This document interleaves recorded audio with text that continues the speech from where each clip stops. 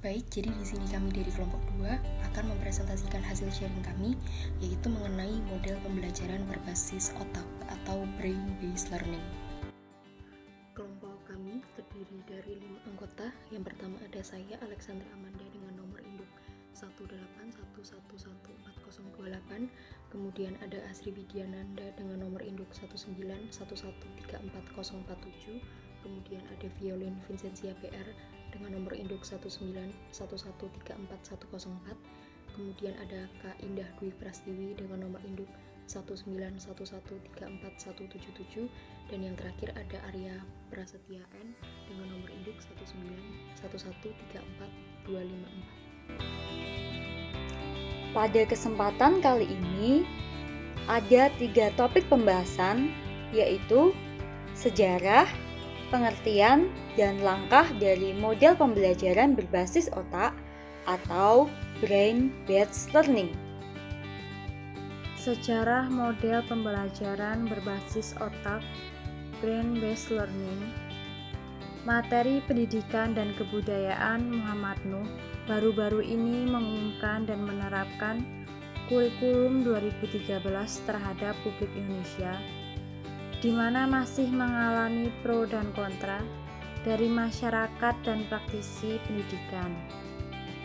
Dalam Undang-Undang Sidiknas, kurikulum 2013 tersebut menjadi bermanfaat bila dirumuskan dalam indikator strategis seperti beriman, bertakwa, berakhlak mulia, sehat, berilmu, cakap, kreatif, mandiri, dan menjadi warga negara yang demokratis serta tanggung jawab. Selanjutnya, dalam memenuhi kebutuhan kompetensi abad 21, Undang-Undang Sidiknas juga memberikan arahan yang jelas bahwa tujuan pendidikan harus dicapai salah satunya melalui penerapan kurikulum berbasis kompetensi, sejalan dengan penerapan kurikulum yang berbasis pendidikan karakter, haruslah juga didukung dengan model pembelajaran yang sesuai dengan dasar pendidikan karakter. Pada tahun 1970, Paul Miken mulai memperkenalkan konsep Triune Theory yang mengacu pada proses evolusi 3 bagian otak manusia. Dalam hipotesisnya, MC Klein menyatakan bahwa otak manusia terdiri dari 3 bagian penting, yaitu otak besar, otak tengah, dan otak kecil, dengan fungsi masing-masing yang khas dan unik. Triune Theory merupakan sebuah temuan yang penting yang harus direspons secara positif oleh dunia pendidikan, terutama kaitannya untuk mengembangkan sebuah strategi pembelajaran yang berbasis otak dan memberdayakan seluruh potensi diri siswa. Brain-based learning merupakan salah satu model pembelajaran yang dapat diintegrasikan dengan pendidikan karakter siswa. Pendidikan karakter siswa dimaknai sebagai pendidikan nilai, budi pekerti, moral yang tujuannya mengembangkan kemampuan siswa untuk mewujudkan karakter positif dalam kehidupan sehari-hari. Oleh karena itu, muatan pendidikan karakter difokuskan pada attitude, behavior, emotion, dan cognition. Penggunaan paradigma pembelajaran berbasis otak atau brain-based learning haruslah berdasarkan pada tipografi otak siswa. Tidak hanya satu bagian otak saja, tetapi kedua bagian atau hemisfer otak sekaligus. Jika tidak melibatkan kedua fungsi otak tersebut, maka akan terjadi ketidakseimbangan yang terjadi pada diri siswa. Karena itu, guru harus mampu menyeimbangkan strategi dan model pembelajaran yang bisa melibatkan fungsi otak kiri dan otak kanan pada siswanya. Selanjutnya ada pengertian model pembelajaran berbasis otak menurut para ahli. Di sini kami menggunakan 2 ahli. Yang pertama ada Jensen. Pada tahun 2008, Jensen mengemukakan bahwa brain-based learning merupakan pembelajaran yang diselaraskan dengan cara otak yang didesain secara alamiah untuk belajar. Kemudian yang kedua ada Sapaat. Pada tahun 2009, Sapaat mengemukakan sebuah pengertian mengenai brain-based learning ini, yaitu sebuah konsep untuk menciptakan pembelajaran yang berorientasi pada upaya pemberdayaan potensi otak siswa.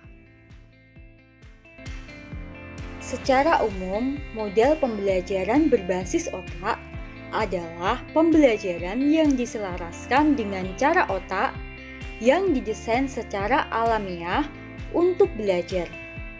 Pembelajaran berbasis kemampuan otak ini tidak terfokus pada keterurutan, tetapi lebih mengutamakan pada kesenangan dan kecintaan siswa akan belajar, sehingga siswa dapat dengan mudah menyerap materi yang sedang dipelajari. Pembelajaran dengan menggunakan model pembelajaran berbasis otak ini juga cenderung terpusat pada siswa, di mana pembelajaran lebih akan menjadikan siswa aktif dan pembelajaran dapat bermakna dalam setiap tahapnya. Kemudian kita lanjut pada langkah-langkah model pembelajaran berbasis otak atau brain-based learning. Erik Jensen mengemukakan secara garis besar prosedur pembelajaran berdasarkan otak. Langkah-langkah atau sintak pada model pembelajaran brain-based learning yaitu sebagai berikut. Yang pertama ada pra-pemaparan. Fase ini memberikan sebuah ulasan kepada otak tentang pembelajaran baru sebelum benar-benar menggali lebih jauh. Pra-pemaparan membantu otak membangun peta konseptual yang lebih baik. Dalam fase ini, siswa diminta untuk mempersiapkan tugas, latihan, serta berdiskusi kelompok dalam proses pembelajaran. Kemudian yang kedua ada persiapan. Hal ini merupakan fase dalam menciptakan keingintahuan atau kesenangan. Fase ini memberikan kesempatan kepada siswa untuk mempersiapkan alat dan bahan tulis yang akan digunakan, serta memberi motivasi tentang pentingnya mempelajari materi yang akan diajarkan untuk mencapai tujuan yang akan diharapkan. Kemudian yang ketiga ada inisiasi dan akuisisi. Hal ini merupakan fase pemberian muatan pembelajaran yang berisikan fakta awal yang penuh dengan ide, rincian, kompleksitas, dan makna, hal yang diikuti dengan antisipasi, keingintahuan, dan pencarian untuk menemukan makna bagi diri seorang dalam bantuan bimbingan guru serta diskusi kelompok. Kemudian yang keempat ada elaborasi. Elaborasi adalah fase ini memberikan kesempatan kepada siswa dalam diskusi kelompok untuk memahami, menganalisis, serta memberikan argumentasi dari hasil diskusi dalam memahami materi yang disampaikan oleh guru. Langkah yang kelima adalah inkubasi dan memasukkan memori. Fase ini menekankan pentingnya waktu istirahat dan waktu untuk mengulang kembali. Otak belajar paling efektif dari waktu ke waktu, bukan langsung pada suatu tempat. Fase ini memberikan latihan sebagai bentuk pengingatan atas materi yang diajarkan, sehingga memberikan pemahaman konsep yang lebih meluas dalam menyelesaikan soal. Langkah yang keenam adalah verifikasi dan pengecekan keyakinan. Pada fase ini merupakan kegiatan untuk melihat pemahaman siswa terhadap konsep dari materi pelajaran, mengecek hasil latihan yang dikerjakan siswa, dan memberikan kesempatan siswa untuk menuliskan jawabannya di papan tulis untuk dikoreksi secara bersama sebagai bentuk evaluasi atas konsep yang dipelajarinya. Yang ketujuh yaitu perayaan dan integrasi. Dalam fase ini, perayaan sangat penting untuk melibatkan emosi. Fase ini memberikan stimulus tentang konsep yang dipelajari agar siswa lebih memahami untuk apa konsep dipelajari. Di video tersebut menjelaskan bahwa contoh video penerapan model pembelajaran berbasis otak secara daring. Dilihat bahwa video tersebut seorang guru sedang menjelaskan materi mengenai kerjasama dalam keberagaman dan formasi tarian Bungo Jompe. Berikut ini dapat kita lihat video pembelajaran brain-based learning Tahap pertama yang dilakukan oleh guru adalah pra-pemaparan atau brain game.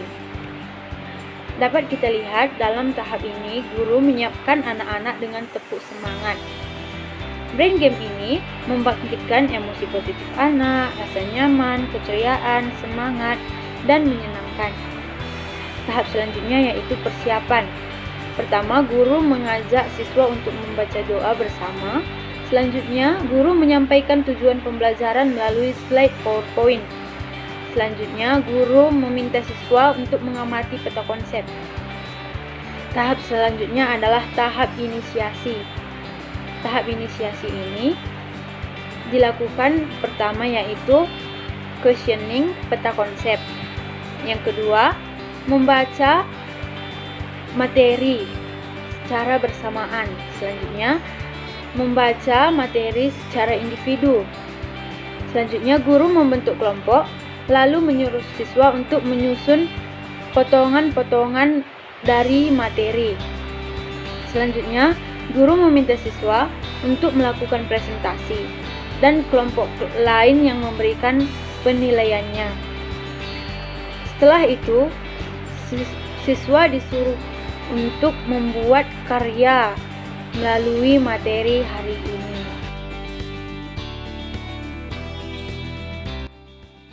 Baik, ini adalah jurnal yang kami gunakan atau referensi yang kami gunakan dalam mengerjakan tugas ini. Sekian presentasi dari kelompok kami, kurang dan lebihnya kami mohon maaf. Terima kasih.